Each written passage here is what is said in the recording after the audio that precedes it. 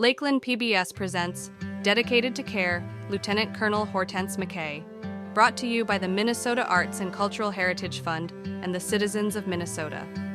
I think that she learned to always look for the rewards in small places and look for the small rewards even if times aren't good or aren't bad. Look for something that you can grab onto. Make sure, that you make the best of any situation.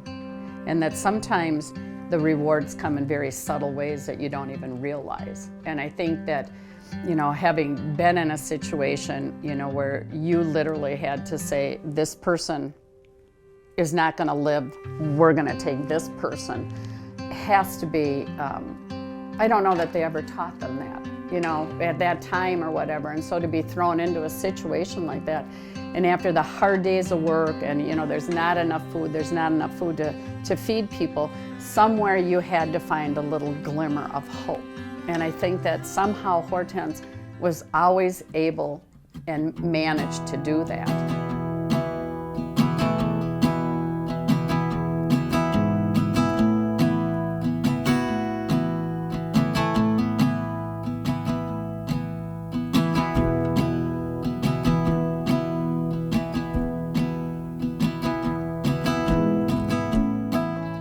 I'm honored that she chose the Crow Wing County Historical Society as a place to keep her things and to save her story and to share her story. So I feel like it's our job to do exactly that. My name is Hillary Swanson, and I'm the Executive Director at the Crow Wing County Historical Society. We have a wonderful collection of photographs that were taken on a road trip to San Diego, California. And it was Hortense McKay's mother, Lydia, along with two sisters. One was a nurse, one was a nurse in training, and then another family friend. And they were traveling to go visit the two sisters' sister-in-law. Their brother was sick with tuberculosis and was in the sanitarium, and she was about to give birth. And she wanted the comfort of his sisters there when their baby was born. Lydia McKay was older than the other women, so she kind of financed the trip. Her husband purchased a car for them to drive out west. I think that's significant to know that he clearly supported this fully. She was gone for 2 months and left him with 4 children. Hortense was 13 at the time, her sister was 15, and then they had 2 younger brothers. It was a good old-fashioned road trip. They were by themselves. Any road repairs that needed to be done, they took care of it. They were being very independent women. And also, the purpose of their trip was to be caretakers. And I can't help but think that that didn't inspire Hortense to go on to what she did. My name is Patricia McKay Broback, and Hortense was my aunt. She was the sister of my dad. My dad was the youngest of the kids born to the George McKay family. She loved living on the family farm down in Harmony. And my grandfather was a Scotsman. He married a German woman. They spent time between the 2 different families. And one of the biggest questions everyone's always wanted to know is what had them move from Harmony to Brainerd. And because the great-grandparents, my great-grandparents down there built a church, there's a cemetery there, a lot of the family is buried down there. And one of the conclusions to that was that when the family went to Grandma's side, they all spoke German. And my grandfather couldn't understand German. So it's believed that he decided to take his wife Lydia and move away and come up here. Whether that's true or not, we don't know. I know that both Mabel and Hortense loved being down on the farm. They loved the freedom that they had there, and it was a change when they came up here. But as kids in that time or whatever, you did what your parents told you to do, and off they came. When she was about 10 years old, the flu epidemic hit down in Harmony. It was before they had moved up here. And Mabel and Hortense were the last in the family to get the flu. And so they decided to be nurses and take care of the rest of the family and made little paper hats. And evidently, I think she loved that. And there's talk that she then went out to, the animals were sick and she decided to take care of everybody that was there. And in the course of that, again, Grandma McKay comes into play because she had been going to the neighbors during that flu epidemic and helping out and showing again her daughters, her family, that you helped your neighbors, you took care of people. And I think maybe from that young age, Hortense learned to do that. Mabel became a teacher, and Hortense did go to teachers college, but it wasn't what she wanted to do. So she got into the nursing program and then became a public health nurse. And I believe that really there was no opportunity for her to do anything there, but the Army was looking for nurses, and there was a way to be promoted and to have your skills recognized. I think that appealed to her. So she went into it. Number one, it was a job in a time when jobs were very scarce, and it was a place that a woman could go and be provided for through housing and food and whatever, and you had an opportunity for advancement.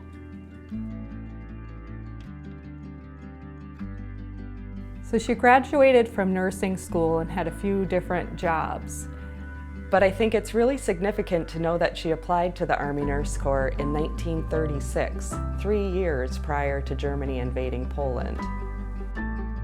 So she wasn't someone who joined after the U.S. was involved in the war and there was a big call for nurses. This is what she wanted to do from the beginning.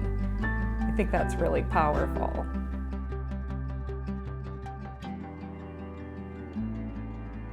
At the beginning of the war, there were something like 1,700 Army nurses. By the end of the war, I think there were 54,000.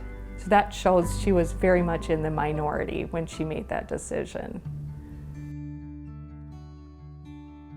I don't know that she had a choice of where she was sent when she entered the Army, but the Philippines was a prime place to want to go. It was in the tropics. She shared a house with several other nurses. They had, somebody came and did the laundry, and they had a cook.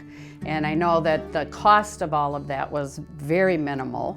There was a very large social setting to being in the Philippines with the clubs. There were polo matches that one could go to. You could buy silk and get a silk dress made from a dressmaker at a relatively inexpensive price. And so I think to begin with, it was like, this is a great place to go. It's a lot of fun here. It was a very desirable place to be sent. She traveled to Manila in February of 1941 and was stationed at Fort Stotzenburg. So she brought her car with her to the Philippines when she went originally. She refers to it as a war casualty because she never got her car back. That also shows when she first went there, she just was going over there on a general assignment. She wasn't going to war. She was the only woman from Brainerd there, but within a short amount of time, a lot of men from Brainerd joined her there. And she talks about her first ride in a Jeep. She was taken for a tank ride. She talks about dinners that they had, but then kind of refers to that as the feast before the famine.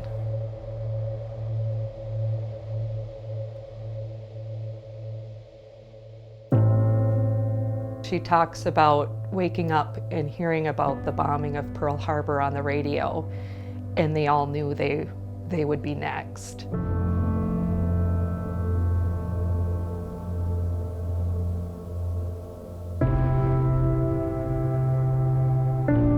It was a battle scene, essentially. There were people who were missing limbs, people dying. It was very much an emergency situation. She makes note of them not being able to do any charts of any kind. They were sticking notes on people just to say what doses of morphine they had had, just so they wouldn't be overdosed. But that was really her first taste of war. She stayed at that hospital from that time until Christmas Eve in 1941. They were evacuated. They had turkey in the oven and they said, "You need to leave now." And she went from there to Manila and from there to Corregidor. And there she stayed for quite some time, nursing in the Malinta Tunnel. So basically an underground fortress. It was difficult there, being in the dark constantly, hearing the bombing going on outside.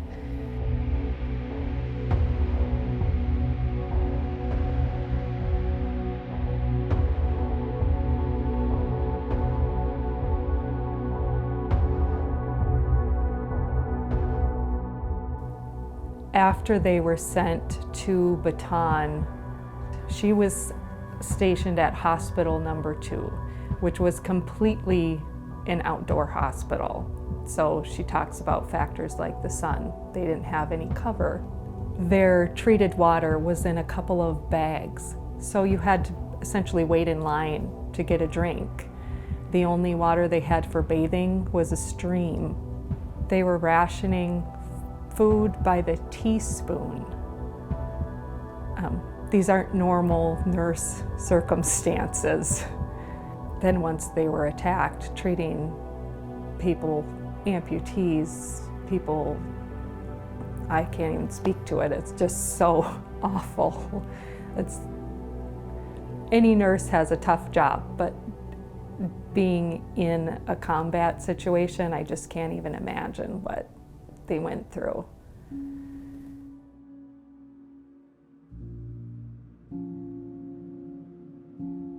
It's crazy to know that she actually escaped narrowly 2 times. When she was in Bataan, they told her and a few other nurses, "We're putting you on a boat, you're going to Corregidor."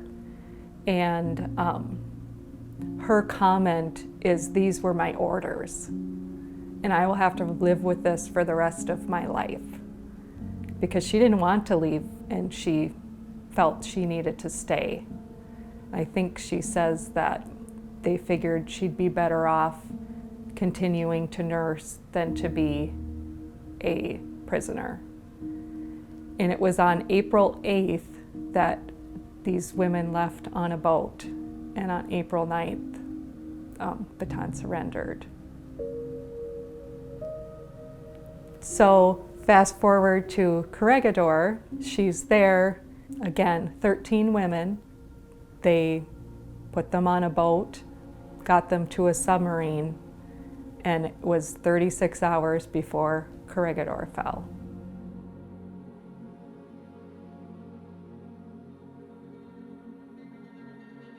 By the time she got on the submarine, she was completely delirious. She was so sick from starvation, and she had some other type of disease. I think she went from 115 pounds down to 80 something.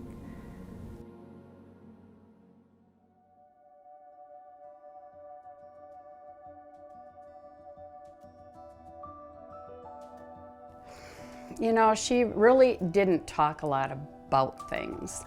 I don't know if you're aware that it was very important for my dad, for all of us to go to the Philippines.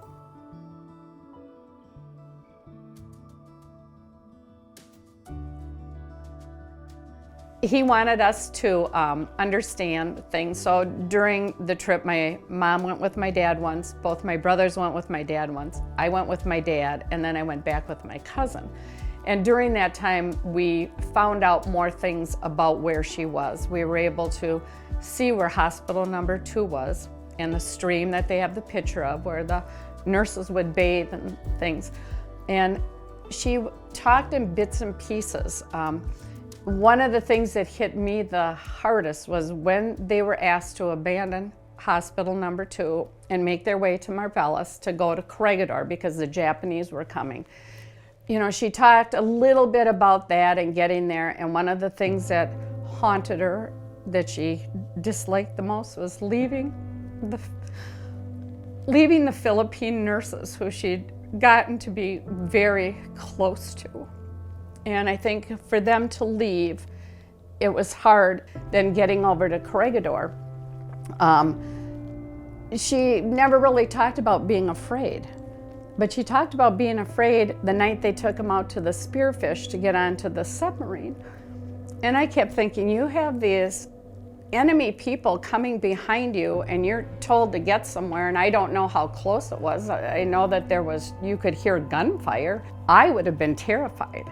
And when you go on that road and see where they had to go, it was a further journey from Hospital Number 2 to Marvellis than maybe I would have thought in my mind. And then, you know, to find out that really what the hardest part for her was to get on the Spearfish and to get on a submarine, and maybe it was because of the close quarters. I'm not sure how that all went, but it always haunted her as to why she was picked and other nurses were left to be, you know, there and then were interned in Santo Tomas. And it just bothered her, and she felt guilty.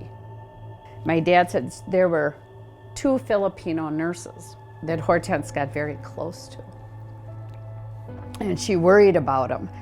And my dad said that he only saw her cry twice in her life. And it was when she found out that each of them had died at 2 separate times.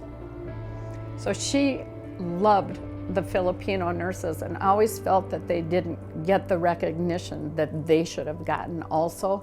And again, I think part of that was the love she had for them, and then the horror she felt when they were left behind.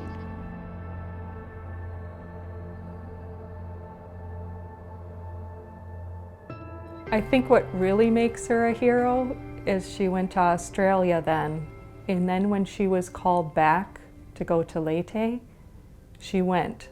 I think she was the only out of many who said, I'll go back. I don't think I could have.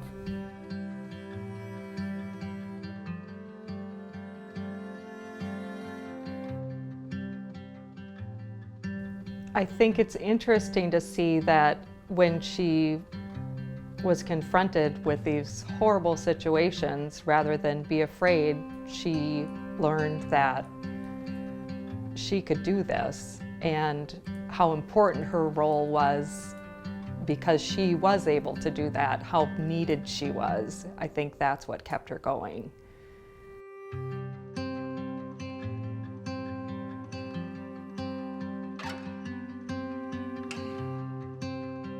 She considers this to be the place that she grew up, and this is a place where she made her home after the fact, too. Well, here at the museum, we're extremely proud that we were chosen as a place that she personally donated all of her items. She must have been proud, too, because she kept all of her paperwork, all of her correspondence, personal items. It turned out to be important that we have those things because that's the way they applied for her Congressional Gold Medal, was with that paperwork. We had to be able to prove all of those things, and thankfully it was preserved here. I couldn't be happier that they decided to pursue a Congressional Gold Medal for her. I think that was important that she be honored that way. It is my privilege to welcome you all to today's Congressional Gold Medal ceremony in honor of Lieutenant Colonel Hortense McKay on the month of Women's History Month. In the name of a true American hero, an angel of Baton and Corregidor, Lieutenant Colonel McKay. Now, the Congressional Gold Medal was created in 1776, the first recipient being General George Washington. There have been a total of 173 recipients of the Congressional Gold Medal to date. My thought was, they kept saying, we'll send us all this stuff, and I thought, well, she's never gonna get this, you know?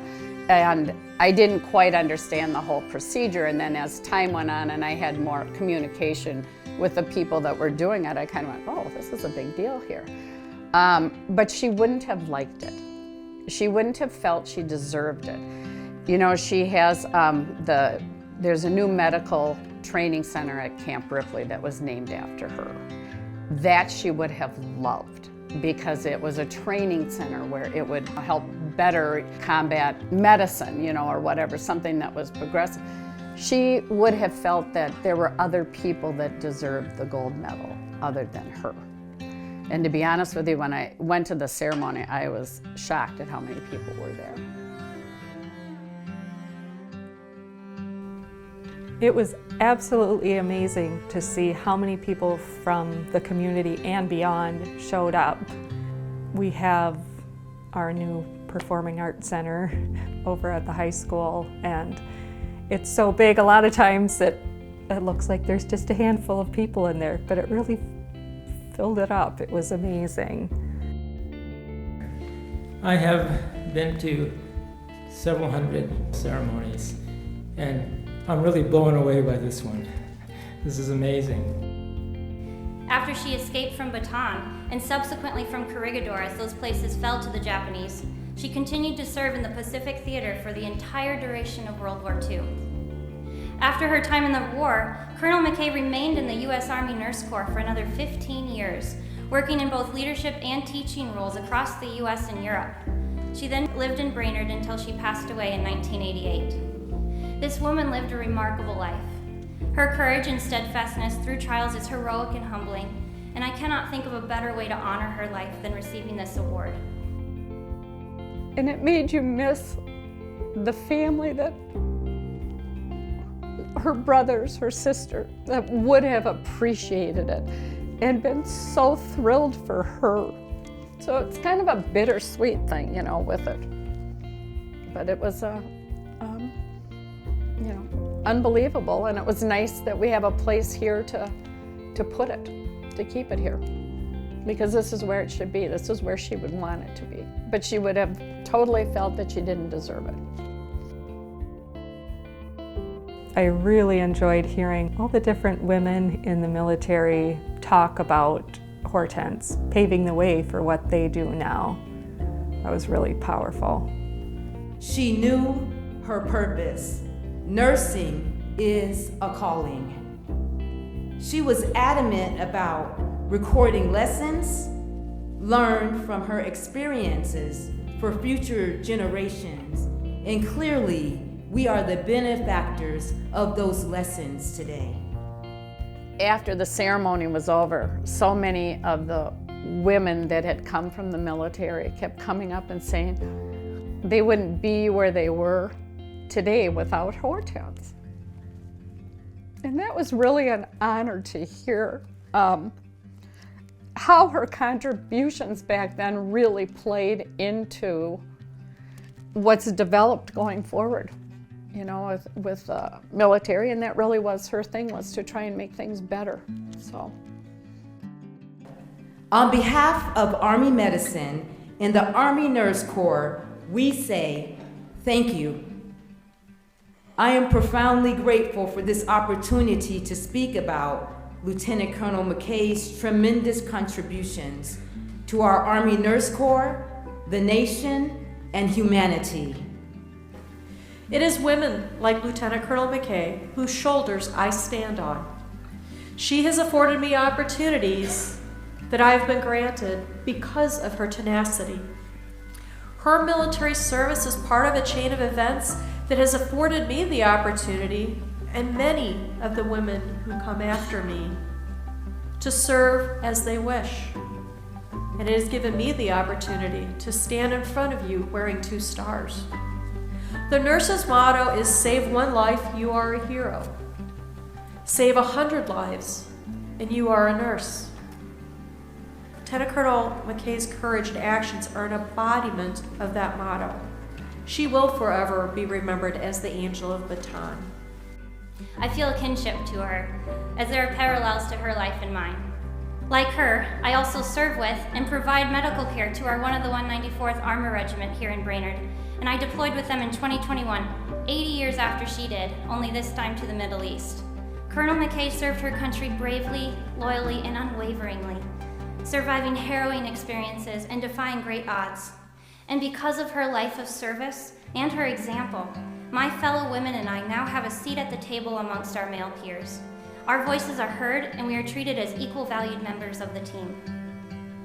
Members of 1 of the 194th Armor Regiment carry the legacy of Baton, and we as a unit will never forget the bravery of our men, as well as Colonel Hortense McKay.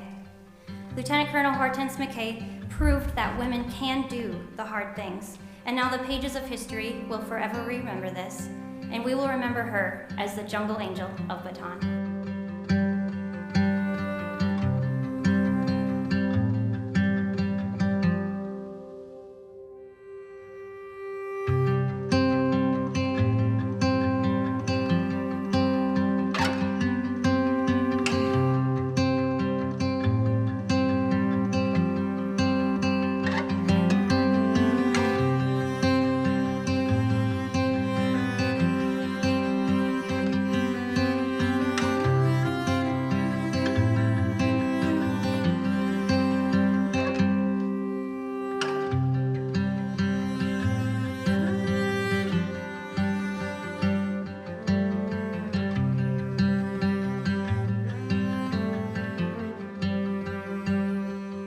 This program is brought to you by the Minnesota Arts and Cultural Heritage Fund with money by the vote of the people, November 4th, 2008.